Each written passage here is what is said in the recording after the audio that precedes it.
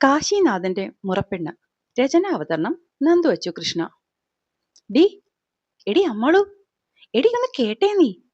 വരമ്പിലൂടെ പാഞ്ഞു കയറി ഓടി വരുന്നവളുടെ കാറിക്കൂവിക്കൊണ്ടുള്ള വിളി കേട്ടാണ് അമ്മാളു തിരിഞ്ഞു നോക്കിയത്. പതിയെ അഞ്ചു. ഇത്തിരിയില്ലാത്ത വരമ്പിൽ നിന്നും പെണ്ണ് ചെളിയിലേക്ക് വീഴാൻ പോകുന്നു കണ്ട് അവളെ പിടിച്ചു നിർത്തി വെപ്രാളത്തോടെ അമ്മാളു പറഞ്ഞു, അഞ്ജു. ശ്വാസമെടുക്കാൻ പാടുപെട്ടുകൊണ്ട് നെഞ്ചിൽ കൈവച്ച് ആയിക്കുന്നവളെ കണ്ട് അമ്മാളു ഒരിക്കൽ കൂടി അവളെ വിളിച്ചു. ഒന്ന് നിക്കെന്റെ ശവമേ, മനുഷ്യൻ ശ്വാസം ഒന്ന് എടുത്തോട്ടെ. പറഞ്ഞിട്ടും പെണ്ണ് പിന്നെ ആയിക്കയാണ്. ഇതെന്താപ്പോ ഇത്ര ആയിക്കാൻ? നിന്നെ വല്ല പട്ടി ഓടിച്ചോ പെണ്ണേ? മുന്നിൽ നിൽക്കുന്നവളുടെ ശരീരത്തിന്റെ വിറയല് അപ്പോഴും മാറാത്ത കണ്ട് അമ്മാളു വെപ്രാളത്തോടെയാണ് ചോദിച്ചത്. ഓവ, ഓടിച്ചു. ഒന്നല്ല, 10 പട്ടിയുടെ ചൗര്യമുള്ളൊരു ചെകുത്താൻ. ചാടിക്കടിച്ചുകൊണ്ടുള്ള പെണ്ണിന്റെ ആ പറച്ചിൽ കേട്ടതും അമ്മാളുവിന്റെ നെറ്റിയൊന്ന് ചുളിഞ്ഞു. അഞ്ജു. എന്റെ അമ്മാളു, ഞാൻ ട്യൂഷനും കഴിഞ്ഞ് വരുന്ന വഴിക്ക് കവലയിൽ നോക്കുമ്പോൾ വലിയൊരാൾക്കൂട്ടം. എന്തേ പോയി ത്രിസന്ധിക്ക് നേരത്തിന് ഇത്രയും വലിയ ബഹളം നോക്കുമ്പോൾ എന്താ അവിടെ? അത്ഭുതം പറയും പോലെ കണ്ണു മിഴിച്ചുകൊണ്ടുള്ള അവളുടെ ആ ചോദ്യം കേട്ടതും അമ്മാളുവിന്റെ മനസ്സിൽ ഒരു വെള്ളിടി വെട്ടി. താൻ ഉദ്ദേശിക്കുന്നതാവുമോ അവൾ പറയുക എന്നുള്ള ഭയത്തിൽ പെണ്ണിന്റെ മുഖം നിമിഷ നേരം കൊണ്ടാണ് വിളറി വെളുത്തത്. എന്താ അവിടെ? നിന്റെ ഈ ചോദ്യം കേട്ടാൽ തന്നെ അറിയാം നിനക്ക് കാര്യം മനസ്സിലായിന്ന്. എന്നാലും എന്റെ നാവിന്ന് തന്നെ കേൾക്കണം എന്ന് വെച്ചാൽ ഞാൻ പറയാം. ആ ഒറ്റക്കൊമ്പൻ മതവിളകിയ പോലെ 7-8 പേരെ അടിച്ചു തൂക്കി 4 വശത്തേക്ക് ചിതറിപ്പിക്കുന്നുണ്ട് കവലയിൽ. ചോരയൊക്കെ ഒലിപ്പിച്ച് പഞ്ചറായി അത്തപ്പൂക്കളം പോലെ കിടക്കുന്നുണ്ട് കുറച്ച് ഘടാഘടിയന്മാർ അയാൾക്ക് ചുറ്റും. എന്താണാവോ അയാള് രാവിലെയും വൈകുന്നേരം ഈ ഉരുട്ടി തിന്നുന്നതെന്നാ. അല്ലേലിപ്പോ ഇങ്ങനെയുണ്ടോ ശൗര്യം? കുറച്ചു മുന്നേ കണ്ട കാഴ്ച ഓർത്തു പറയുന്നവളെ നോക്കി നിൽക്കുന്ന അമ്മാളുവിന്റെ കണ്ണു നിറഞ്ഞു. എന്നാലും ഞാൻ ആലോചിക്കുകയായിരുന്നു. അടുത്തത് എന്തോ പറയാൻ വരുന്ന വഴിയാണ് അഞ്ജു നിറഞ്ഞ കണ്ണുകളുമായി നിൽക്കുന്ന അമ്മാളുവിനെ ശ്രദ്ധിക്കുന്നത്. ഓ, പ്രാണനാഥന്റെ കാര്യം പറഞ്ഞു തുടങ്ങിയില്ല, അതിനു മുമ്പ് തുടങ്ങി അവളുടെ പൂങ്കണ്ണീര് പൊഴിക്കാൻ. ഏട്ടന് നിറയെ മുറിഞ്ഞോ അഞ്ജു? ഓ, അവക്ക് ഇപ്പോഴും അവളുടെ കോട്ടന്റെ കാര്യമുള്ളു ചോദിക്കാൻ. ആ നടുവ് പൊട്ടിക്കിടക്കുന്ന മനുഷ്യരുടെ കാര്യം വേറെ. പല്ല് നല്ലോണം കടിച്ചുകൊണ്ട് അഞ്ജു അവളെ ദഹിപ്പിച്ചെന്ന് നോക്കി. അത് അവരൊക്കെ ഏട്ടനെ തല്ലാൻ വന്നതുകൊണ്ടല്ലേ?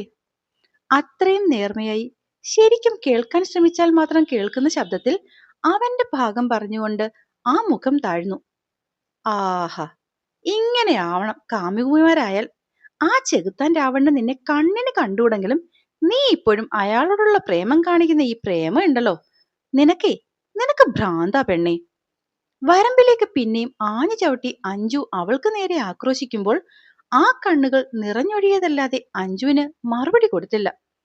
പക്ഷെ പെണ്ണിന്റെ നെഞ്ചുപൊട്ടിയുള്ള കരച്ചിൽ കണ്ടതും അതുവരെ ചൊടിച്ചു നിന്ന അഞ്ജു തലയൊന്ന് കുടഞ്ഞുകൊണ്ട് പെണ്ണിന്റെ അടുത്തേക്ക് ചെന്നു. അമ്മാളു, എടി അമ്മാളൂട്ടി. കരഞ്ഞ് മുഖം താഴ്ത്തി നിൽക്കുന്നവളുടെ മുഖത്തിൽ ഉയർത്തി ആ കണ്ണുകൾ തുടച്ചു കൊടുത്തുകൊണ്ട് അഞ്ജു വിളിച്ചു. എന്തിനടി പെണ്ണെ നീ ഇങ്ങനെ നീറി ജീവിക്കുന്നത്? നിനക്ക് അയാളെ അത്രയ്ക്ക് ഇഷ്ടമാണെങ്കിൽ പോയി അങ്ങയുടെ മുന്നിൽ ചെന്ന് നിനക്ക് അയാളെ ഇഷ്ടമാണെന്ന് പറ. അല്ലാതെ ഇതൊരുമാതിരി. അവളുടെ മിഴികൾ തുടച്ചു കൊടുക്കുന്നതിനിടയിൽ പതിഞ്ഞ ശബ്ദത്തിലാണ് അഞ്ജു അത് പറഞ്ഞത്. അതിന് പക്ഷേ ദയനീയമായ ഒരു നോട്ടമാ തിരിച്ചു കിട്ടിയത്. പറ്റില്ലല്ലേ? അഞ്ജുവിന്റെ ആ ചോദ്യം കേൾക്കെ മുന്നിൽ നിൽക്കുന്നവൾ കരഞ്ഞുകൊണ്ട് തന്നെ തലയാട്ടി. എടി, നീ മൊട്ടയിന്ന് വിരിയും മുന്നേ തന്നെ നിനക്ക് തുടങ്ങിയതാ അയാളോടുള്ള പ്രേമം. എന്നിട്ട് ഈ കണ്ട വർഷങ്ങൾ മുഴുവൻ അയാൾ നിനക്ക് മുന്നിലുണ്ടെങ്കിലും നിനക്കെന്താ പെണ്ണെ അയാളോട് പോയി ഇഷ്ടമാണെന്ന് പറയാൻ ഈ പേടി? അത് ചോദിക്കുമ്പോൾ അഞ്ജുവിനും അറിയായിരുന്നു ഈ ജന്മത്ത് അമ്മാള് പോയി പറഞ്ഞിട്ട് അവൻ ഈ പ്രണയം അറിയില്ല എന്ന്. കാരണം ഒരാളൊന്ന് സൂക്ഷിച്ചു നോക്കിയാൽ പോലും കണ്ണു നിറച്ചു നിൽക്കുന്നവള് എങ്ങനെയാ കാടും മേടും വിറപ്പിക്കുന്ന ആ ഒറ്റക്കമ്പന്റെ മുന്നിൽ പോയി നിന്ന് ഇഷ്ടം പറയുക? ഈ പ്രേമം എന്ന് പറയുന്ന സംഗതി നിന്നെ പോലുള്ള പൂച്ചക്കുട്ടികൾക്ക് പറഞ്ഞിട്ടുള്ളതല്ല മോളെ. അതിന് മിനിമം എന്റെ അത്രയെങ്കിലും ധൈര്യം വേണം. ഇതിപ്പോ നിന്റെ പ്രേമം അയാൾ അറിയാൻ ഞാൻ നോക്കിയിട്ട് ഒരൊറ്റ മാർഗേ കാണുന്നുള്ളൂ.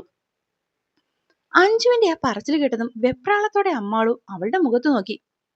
അപ്പച്ചിക്ക് മരുമോളെ വലിയ പ്രിയമല്ലേ? ആ അപ്പച്ചിയോട് തന്നെ തഞ്ചത്തിലങ്ങ് പറ, അപ്പച്ചിയുടെ മോനോട് എനിക്ക് മുടിഞ്ഞ പ്രേമമാണെന്ന്. ഇത്തിരി കളിയാക്കലോടെ അവൾ പറയുന്ന കേട്ടതും പെണ്ണിന്റെ മുഖം കേറി വീർത്തു. നീ ഇങ്ങനെ മുഖം വീർപ്പിച്ചിട്ടൊന്നും ഒരു കാര്യവുമില്ല.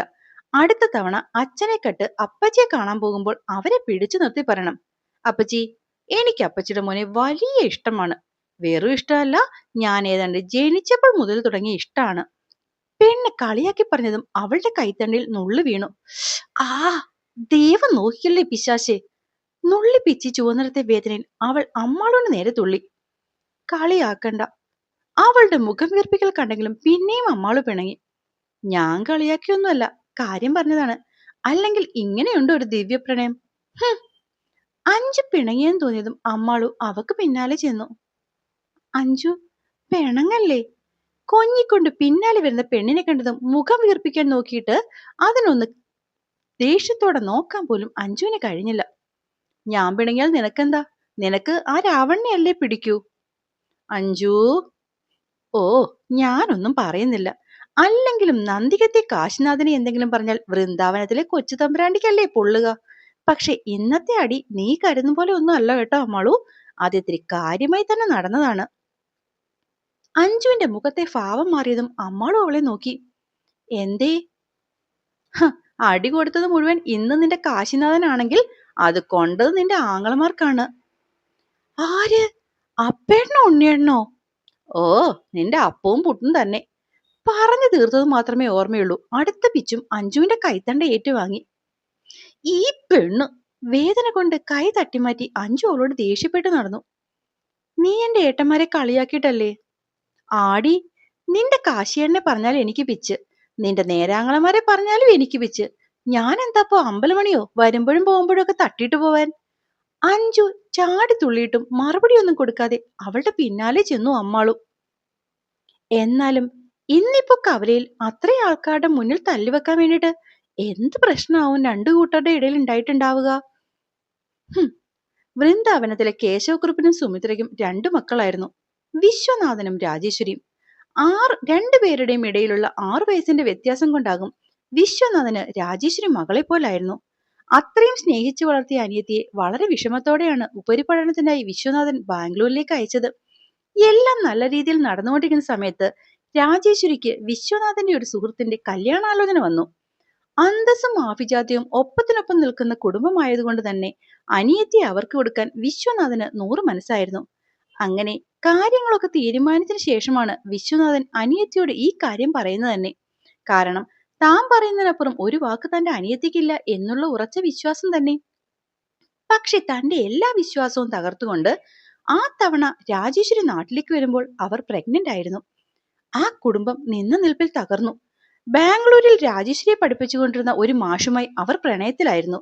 സാമ്പത്തിക സ്ഥിതിയിൽ തങ്ങളിൽ വളരെ താഴെയുള്ള ആ മനുഷ്യനെ ഒരിക്കലും തന്റെ വീട്ടുകാർ അംഗീകരിക്കില്ല എന്നറിയാവുന്ന രാജേശ്വരി അദ്ദേഹത്തിന്റെ നിർബന്ധത്തിൽ അവിടെ ഒരു ക്ഷേത്രത്തിൽ വെച്ച് കല്യാണം കഴിക്കുകയായിരുന്നു. പക്ഷെ നാട്ടിൽ തന്റെ കല്യാണം ഉറപ്പിച്ചു എന്നറിഞ്ഞതും രണ്ടും കൽപ്പിച്ച് ഭർത്താവിനുമൊത്ത് നാട്ടിലേക്ക് വരാൻ തുടങ്ങിയ രാജേശ്വരിയും ഭർത്താവിനെയും കാത്തിരുന്നത് മറ്റൊരു വിധിയായിരുന്നു. ഇങ്ങോട്ടുള്ള വരവിൽ അവർക്ക് ആക്സിഡന്റ് ഉണ്ടായി. അവിടെ വെച്ച് തന്നെ രാജേശ്വരിയുടെ ഭർത്താവ് മരണപ്പെട്ടു. നാട്ടിലെത്തി വിശ്വം അവരോട് വേറെ കല്യാണം കഴിക്കാൻ പറഞ്ഞെങ്കിലും വയറ്റിൽ വളർന്ന കുരുന്നിനെ ചൂണ്ടിക്കാട്ടി അവർ കല്യാണം കഴിക്കുന്നതിൽ നിന്നും വിസമ്മതിച്ചു. ബാംഗ്ലൂരിൽ വെച്ചിട്ട് കല്യാണം നടന്നെങ്കിലും നാട്ടിൽ ഭർത്താവില്ലാതെ വയറും വീർപ്പിച്ചു വന്ന രാജേശ്വരിയെ നിമിഷ നേരം കൊണ്ടാണ് നാട്ടുകാർ പിഴച്ചവളായി മുദ്രകുത്തിയത്.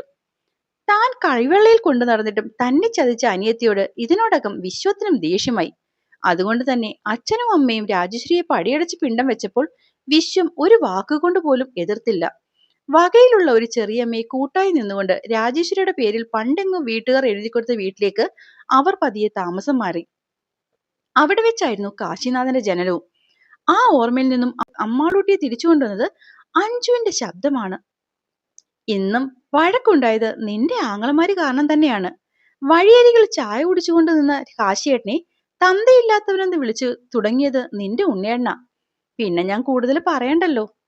അവളുടെ ചിന്തകളെ ഭേദിച്ചുകൊണ്ടുള്ള അഞ്ജുവിന്റെ വെളിപ്പെടുത്തൽ കേട്ടതും അമ്മാളുവിന്റെ കണ്ണു നിറഞ്ഞു. തനിക്ക് അറിവായ പ്രായം മുതൽ തുടങ്ങിയതാണ് നാട്ടുകാരും വീട്ടുകാരും ഒക്കെ കാശിയേട്ടനെ ആ പേര് പറഞ്ഞു വിളിക്കുന്നത്. വേറൊന്നിലും ആ പുള്ളിയെ തോൽപ്പിക്കാനാകില്ലെന്ന് അറിഞ്ഞുകൊണ്ട് തന്നെ ജയിക്കാൻ വേണ്ടി ചിലർ മനഃപൂർവ്വം എടുത്തിടുന്നതാണ് ഈ പേര്. എന്തിന്? തന്റെ സഹോദരങ്ങളടക്കം. ഒരു നിമിഷം അവൾക്ക് അവരോട് എല്ലാവരോടും ദേഷ്യം തോന്നി. എന്തായാലും നല്ലോണം ചതഞ്ഞു പൊടിഞ്ഞുമാ നിന്റെ ആങ്ങളമാര് പോയേക്കുന്നത്. ഇത്തവണ ആ ചെകുത്താന്റെയും കയ്യിൽ നിന്ന് ചോര വരുന്നുണ്ടായിരുന്നു. കാശിയേട്ടന്റെ കൈ മുറിഞ്ഞോ? ബാക്കിയൊന്നും അവൾ ആ നിമിഷം കേട്ടില്ല. അഞ്ജു, നീ പൊക്കോ, ഞാൻ വന്നോളാം.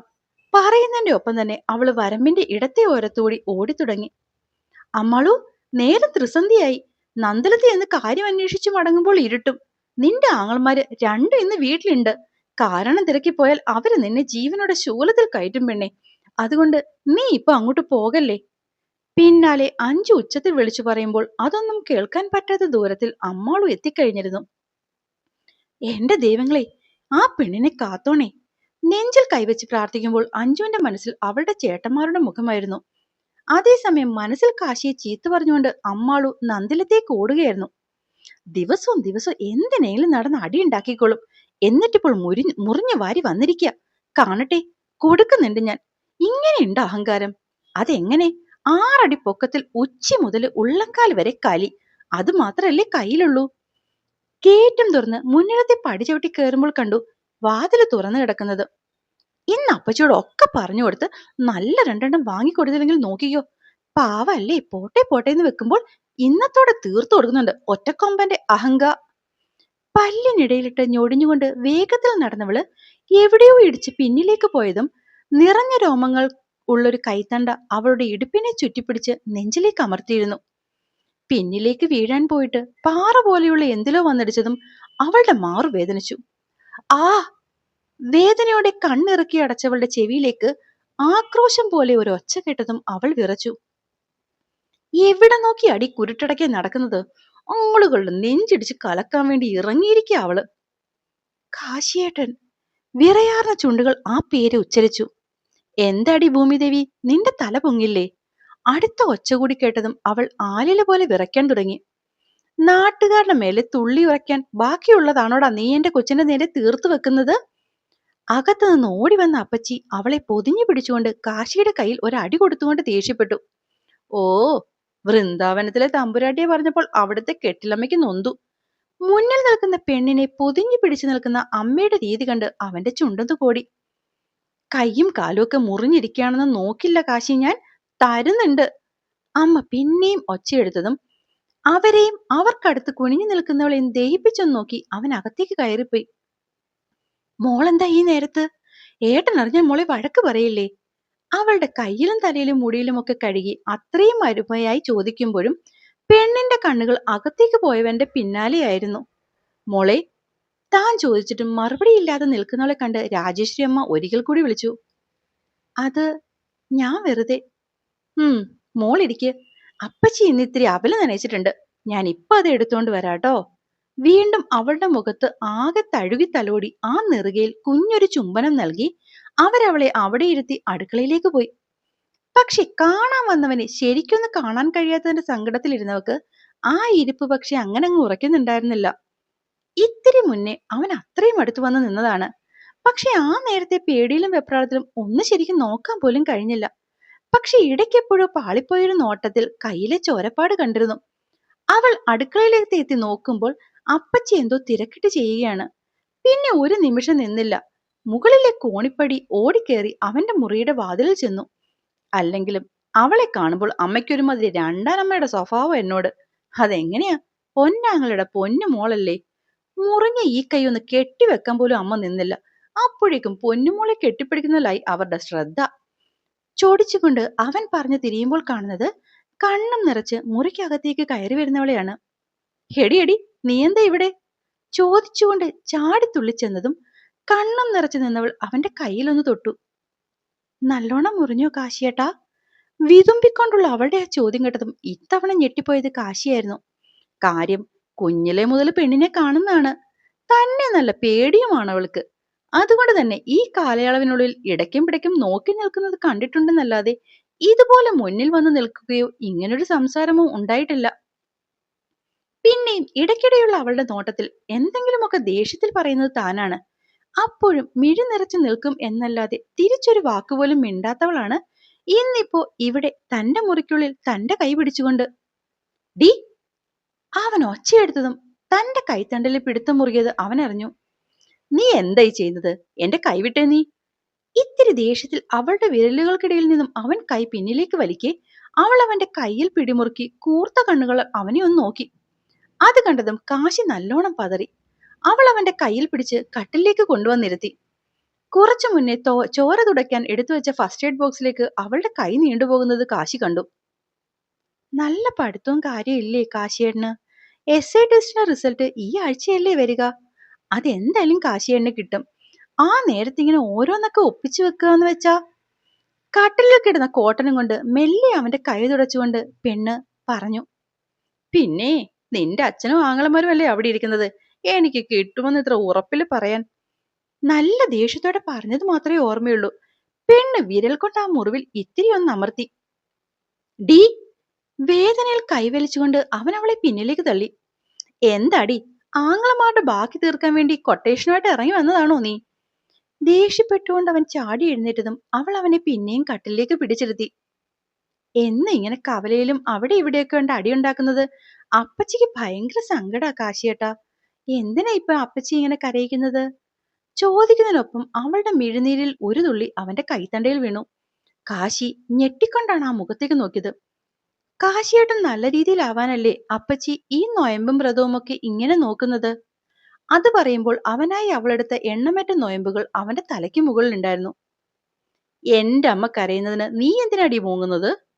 അവളുടെ കരച്ചിൽ തീർക്കുന്ന അസ്വസ്ഥതയിൽ കാശി എഴുന്നേറ്റു.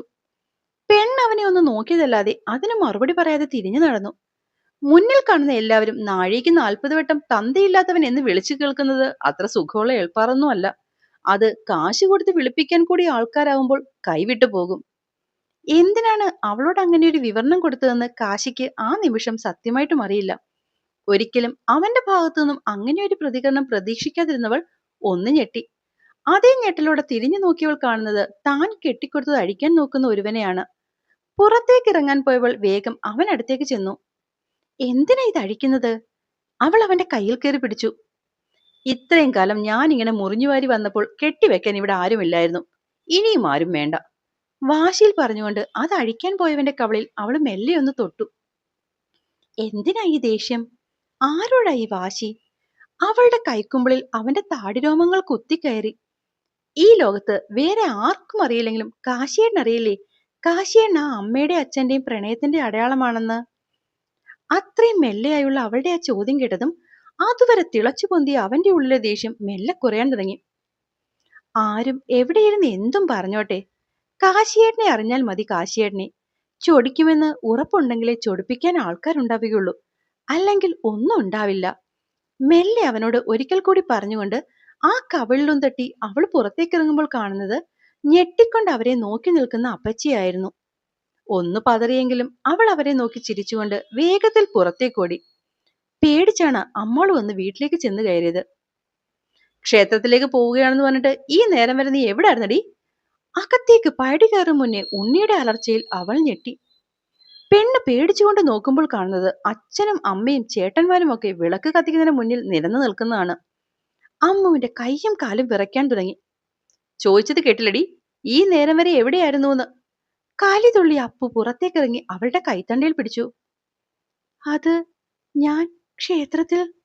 പറഞ്ഞു തീരും മുന്നേ അപ്പുവിന്റെ കൈ അവളുടെ കവളിൽ വീണു. പെണ്ണ് ചരിഞ്ഞ് ഒരു വശത്തേക്ക് വീണു. പക്ഷെ ആ അടിയിലും അവളെ വേദനിപ്പിച്ചത് അവന്റെ ആ ചോദ്യമായിരുന്നു. നന്ദിലത്തെ കാശിദേവനാണോടി നിന്റെ ഭഗവാൻ? ഒരു വാക്കുപോലും മിണ്ടാതെ കിടന്നവളെ ഉണ്ണി കൈത്തണ്ടയിൽ പിടിച്ചുയർത്തി. വന്ന് വന്ന് മുഖത്ത് നോക്കി കള്ളം പറയാനും അവൻ നിന്നെ പഠിപ്പിച്ചു അല്ലേ? ഇല്ലേട്ടാ, കാശിയേട്ടനല്ല. ആ വേദനയിലും അവൾ അവനെ തടഞ്ഞു. ഇന്നുവരെ ഒരു ചെറിയ ചെമ്പരത്തി കമ്പ് കൊണ്ട് പോലും ഉണ്ണിയെ അപ്പവും അമ്മാളുവിനെ തൊട്ടിട്ടില്ല. ആ അവരാണ് ഇന്നിപ്പോ. കണ്ടില്ലേ അച്ഛാ, അവനെ പറഞ്ഞത് അവള് പിടിച്ചില്ല. കണ്ണു നിറച്ച് മകളെ നോക്കി നിൽക്കുന്ന അച്ഛനോടായി ഉണ്ണി ഒച്ചയെടുക്കുമ്പോൾ അമ്മുവിന്റെ നോട്ടവും തന്റെ അച്ഛന്റെ നേരെയായിരുന്നു. ആ കണ്ണിൽ നിറഞ്ഞു നിൽക്കുന്ന സങ്കടവും വിഷമവും ഒക്കെ അവളെ ആകെ തകർത്തു. കാശിയേട്ടന് മുറിഞ്ഞു എന്നറിഞ്ഞപ്പോൾ മറ്റൊന്നും നോക്കാതെ ഓടിപ്പോയതാണ്. അത് പക്ഷെ ഇങ്ങനെയൊക്കെ ആകുമെന്ന് സ്വപ്നത്തിൽ പോലും കരുതിയില്ല. ആ രാത്രി വൃന്ദാവനത്തിൽ ആരും ഒന്നും കഴിച്ചില്ല. ഏകദേശം ഒരു മരിച്ച വീട് പോലെ അന്നത്തെ ദിവസം കടന്നുപോയി. പക്ഷെ അതൊരു തുടക്കമായിരുന്നു എന്ന് അമ്മാളുവിന് മനസ്സിലായത് പിന്നീടുള്ള ദിവസങ്ങളിലായിരുന്നു. ഓരോ നേരവും തന്നെ സ്നേഹം കൊണ്ട് പൊതിഞ്ഞിരുന്ന അമ്മയും അച്ഛനും ഏട്ടന്മാരും എല്ലാം പൂർണ്ണമായി അകന്നു എന്ന് മനസ്സിലായത് അവക്കത് സഹിക്കാൻ കഴിഞ്ഞില്ല.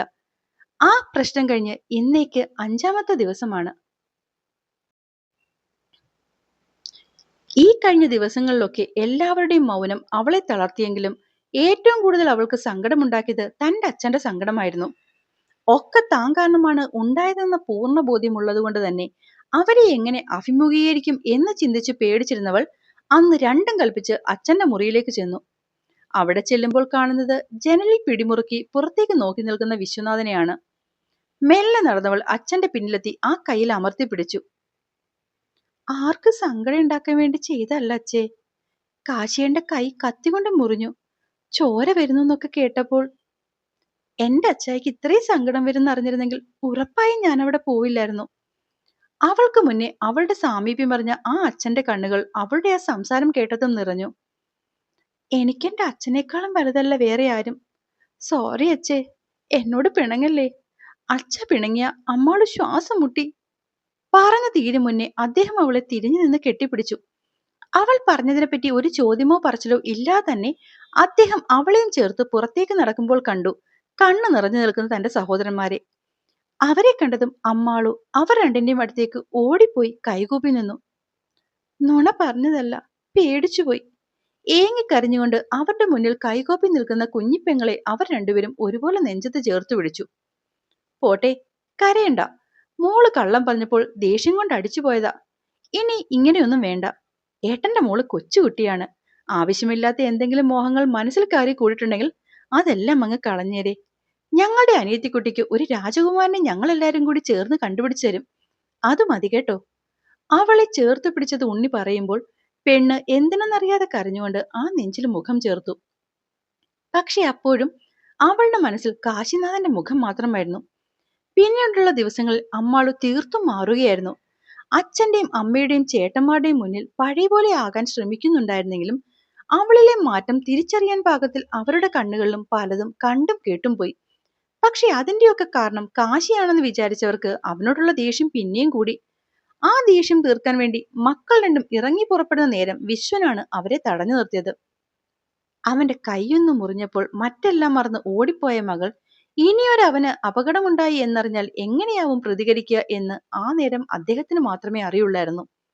പക്ഷെ അദ്ദേഹത്തിന്റെ ആ പിന്തിരിപ്പിക്കൽ ഉണ്ണിക്കും അപ്പൂനും സഹിക്കാൻ കഴിഞ്ഞില്ല. പൂമ്പാരെ പോലെ പാറി നടന്ന നമ്മുടെ മോളാച്ച ഇപ്പൊ ഇങ്ങനെ. നമ്മുടെയൊക്കെ മുന്നിൽ ചിരിച്ചു കാണിക്കുന്ന അവളുടെ സങ്കടം നമുക്ക് മനസ്സിലാകില്ലെന്നാണ് പെണ്ണിന്റെ വിചാരം. ഒക്കത്തിനും കാരണം ആ പിഴച്ചവനാണ്. അവനെ അങ്ങ് തീർത്താൽ തീരുന്ന പ്രശ്നമേ ഉള്ളൂ ഇപ്പോ. തങ്ങളെ തടയാൻ വന്ന അച്ഛന്റെ നേരെ ഉണ്ണി ആക്രോശിക്കുമ്പോൾ അദ്ദേഹം അവനെ നോക്കി സഹതാപത്തോടെ ചിരിച്ചു.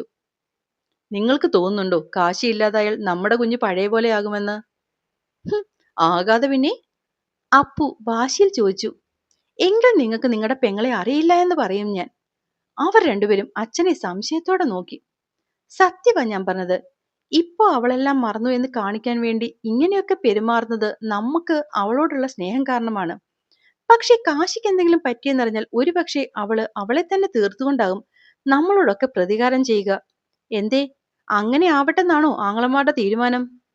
അദ്ദേഹത്തിന്റെ ആ ഒരു ചോദ്യം കേട്ടതും രണ്ടുപേരും ഞെട്ടിക്കൊണ്ട് അച്ഛനെ നോക്കി. അതേസമയം കയ്യിൽ കരുതിയ ഡയറി തുറന്ന് ഒരു പ്ലസ് ടുക്കാരന്റെ മുഖത്തൂടെ വിരലിൽ തലോടുകയായിരുന്നു അമ്മാളു. ഇനി ഒരു പാർട്ടും കൂടി ഉണ്ടാവും ഈ കഥ കേട്ടോ. കഥ വായിക്കുന്ന കൂട്ടുകാരൊക്കെ ഇത് വായിച്ചൊന്ന് സപ്പോർട്ട് ചെയ്ത് ഫോളോ ചെയ്യണേ. ഒപ്പം നിങ്ങളുടെ അഭിപ്രായവും പറയാൻ മറക്കല്ലേ. നിങ്ങൾ ഓരോരുത്തർക്കും എത്രത്തോളം ഫോളോ ചെയ്യുന്നോ അത്രത്തോളം ഇതിന്റെ അടുത്ത പാർട്ടിടാൻ എനിക്ക് ഉത്സാഹം കൂടും. അപ്പോ എന്റെ കൂട്ടുകാരൊക്കെ അടുത്ത പാർട്ട് കിട്ടാൻ വേണ്ടി വേഗത്തിലൊന്ന് ഫോളോ ചെയ്ത് ഒപ്പം കൂടണേ. എല്ലാവരോടും നിറയെ നിറയെ സ്നേഹത്തോടെ നന്ദു അച്ചു കൃഷ്ണ. നന്ദി.